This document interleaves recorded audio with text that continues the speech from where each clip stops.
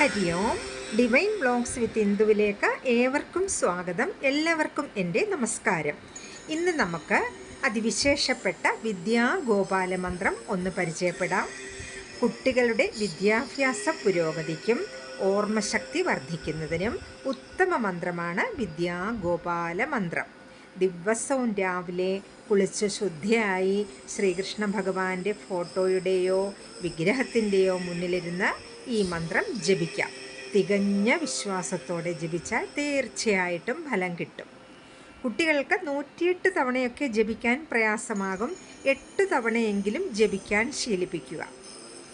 ബുധന് മൗഢ്യമുള്ളവർക്കും പഠനത്തിന് പിന്നോട്ട് നിൽക്കുന്നവർക്കും ബുധനാഴ്ച ശ്രീകൃഷ്ണ ക്ഷേത്രത്തിൽ വിദ്യാഗോപാല മന്ത്രാർച്ചന നടത്തുന്നതും ഒപ്പം തൃക്കൈവെണ്ണ കദളിപ്പഴ നിവേദ്യം ഒക്കെ നടത്തുന്നതും ഇതിനോടൊപ്പം തന്നെ നല്ലതാണ്. നമുക്ക് മന്ത്രത്തെ ഒന്ന് പരിചയപ്പെടാം. കൃഷ്ണ കൃഷ്ണ ഹരേ കൃഷ്ണ സർവജ്ഞത്വം പ്രസീദ മേ രമാരമണ വിശ്വേശ വിദ്യാമാശു പ്രയച്ഛ മേ. ഒന്നുകൂടി ജപിക്കാം.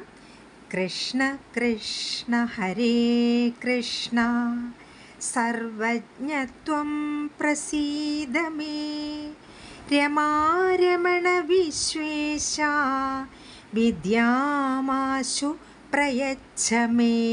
ഇതിൻ്റെ അർത്ഥം കൃഷ്ണ കൃഷ്ണ ഹരേ കൃഷ്ണ, അല്ലയോ ശ്രീകൃഷ്ണ ഭഗവാനെ, സർവജ്ഞത്വം പ്രസീദ മേ, പ്രസീദ മേ, എന്നിൽ പ്രസാദിക്കണേ. സർവജ്ഞത്വം എന്ന് വെച്ചാൽ എല്ലാം അറിയുന്നവനെ. അപ്പോൾ അല്ലയോ ശ്രീകൃഷ്ണ ഭഗവാനെ, എല്ലാം അറിയുന്നവനെ, അങ്ങ് എന്നിൽ പ്രസാദിക്കണേ. അതാണ് ആദ്യത്തെ 2 ലൈൻ്റെ അർത്ഥം. അടുത്തത് രമാരമണ വിശ്വേശ വിദ്യാമാശു പ്രയച്ഛമേ.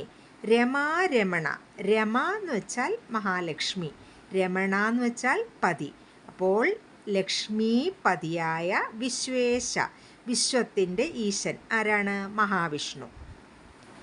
ലക്ഷ്മിയുടെ പതിയായ വിഷ്ണു ഭഗവാനെ വിദ്യാമാശു പ്രയച്ഛമേ, എനിക്ക് വേഗം തന്നെ ജ്ഞാനം വന്നു ഭവിക്കണേ. ആശു എന്ന് വെച്ചാൽ പെട്ടെന്ന്, വേഗം. പ്രയച്ഛമേ, എന്നിൽ വന്ന് ഭവിക്കണേ. അപ്പോൾ ഇതിനർത്ഥം അല്ലയോ ശ്രീകൃഷ്ണ ഭഗവാനെ, എല്ലാം അറിയുന്നവനെ, അങ്ങ് എന്നിൽ പ്രസാദിക്കണമേ.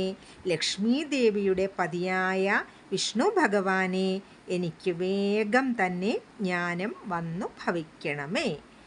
എല്ലാവർക്കും മനസ്സിലായി കാണുമെന്ന് വിശ്വസിക്കുന്നു.